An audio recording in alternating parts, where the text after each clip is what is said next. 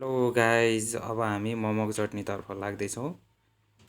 यो अदुवा, यो लसुन, यो हरियो खुर्सानी, यो सुकेको खुर्सानी, यो टिमुर, यो टमाटर।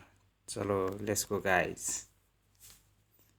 अब हामी प्यानतर्फ लाग्दैछौँ र अब यो हल्का यसलाई तताउनको लागि हाई फ्लेम गर्नुपर्छ हामीले। थोरै प्यानमा तेल हाल्ने।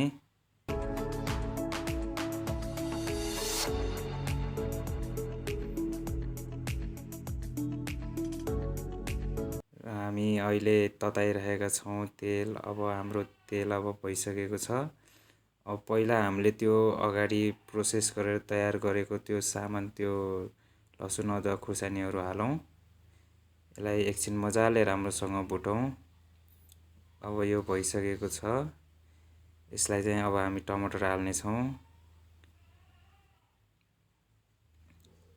र एकछिन यो रेडी नहुँदाखेरि हामीले यसलाई चलाइराख्नेछौँ। अलि पर देखाऊ भाइ, अलि यता। ओ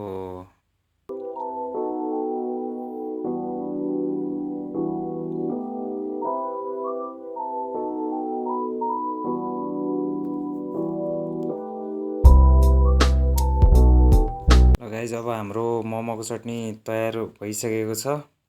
आस्ते आस्ते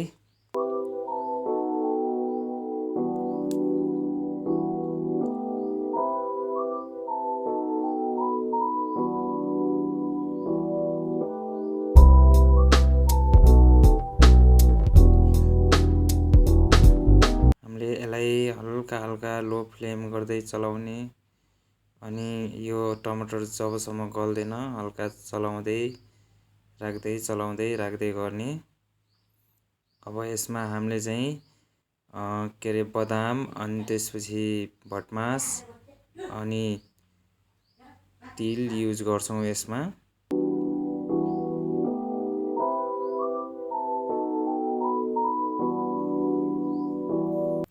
थोरै हल्दी अनि थोरै नुन स्वाद अनुसारको हाल्ने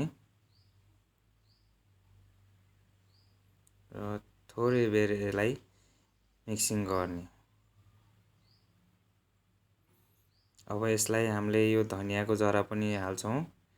यो धनियाको जरा चाहिँ हामीले स्वादको लागि हाल्छौँ यसलाई। हेर्दाखेरि यसलाई चाहिँ यो चाहिँ हाम्रो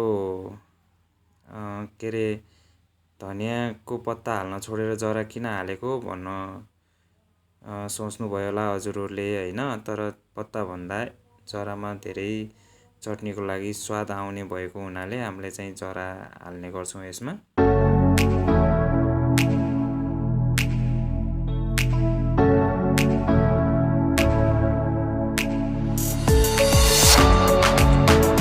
वेल मिक्स गर्ने यसलाई, यो नगल्दासम्म राम्रोसँग। अब हाम्रो चटनी तयार हुँदैछ। आस्ते आस्ते यो गल्दैछ।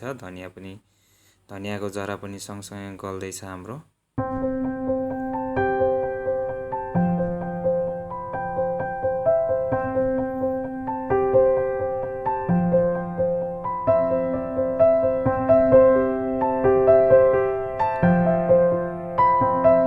अब यसमा हामीले थोरै पानी पनि एडेड गर्नेछौँ।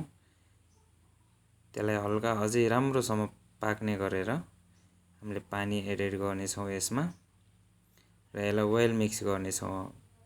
अब यसलाई एकछिन हामीले पाक्न दिनेछौँ मजाले।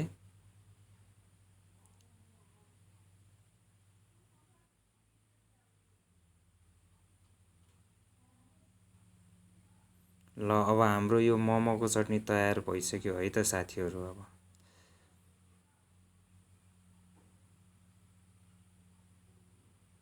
ल भाइ, यो अब हाम्रो मोमोको चटनी तयार भयो। Thank you guys.